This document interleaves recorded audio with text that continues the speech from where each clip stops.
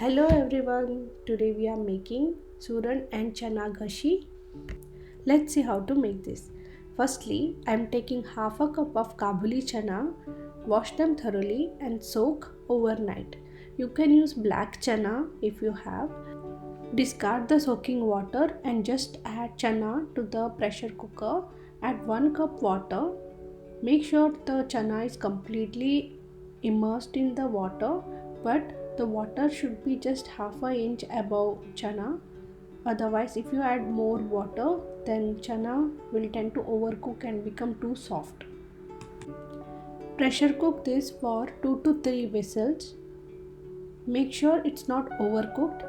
Once the pressure is released on its own, just take 1 or 2 chana and press it between your fingers. You should not feel any resistance at all. If it is pressed easily, that means it is completely cooked but still holding its shape.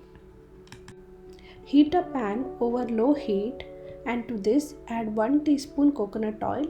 If you don't like coconut oil, you can use any oil of your choice, but in normal Konkani cuisine we use coconut oil for the tadkas. When the oil heats up, add 1 teaspoon coriander seeds and fry this for a minute or so.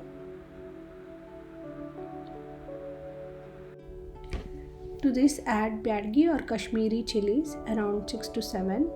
This dish should not be very spicy, so I've used Badgi, which is not that spicy, and fry this for 2 to 3 minutes until the coriander changes its color slightly to golden.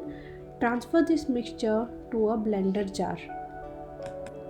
To the blender, add 1 cup grated coconut. I've used frozen and thawed coconut. You can use fresh coconut if you have. To this add half a teaspoon turmeric powder, a marble sized tamarind and half a cup of water. Grind this to a smooth paste. The masala paste should be thick but smooth at the same time. We don't want the masala to be too watery or runny. It should be very smooth in texture.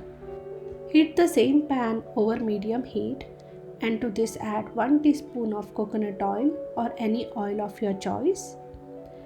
And once the oil heats up, add 1 teaspoon mustard seeds. To this add 2 dry red chilies, just break them into 2 pieces. Add 8 to 10 curry leaves and fry this for 2 minutes. Add half a cup of suran. I have used frozen suran here. You can use fresh suran if you have. I didn't cook this suran with the chana in pressure cooker as it may tend to become too soft. So I'm cooking it separately by adding half a cup of water. Add 1/4 teaspoon hing. I had forgotten to add it earlier, so adding it now. Cook this for 8 to 10 minutes or until the suran is completely cooked. It is completely cooked but still holding its shape. This is the perfect consistency we are going for.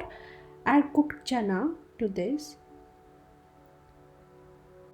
At this stage, add the masala paste. Give it a good mix such that the vegetables are completely coated in the masala.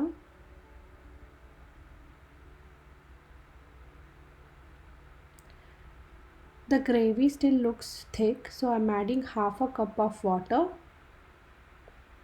Add 1 teaspoon salt. As per your taste, you can adjust the salt.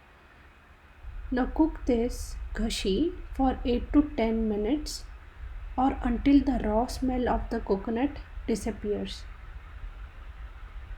The ghashi is now ready to serve. Enjoy this with hot steaming rice. Thank you for watching.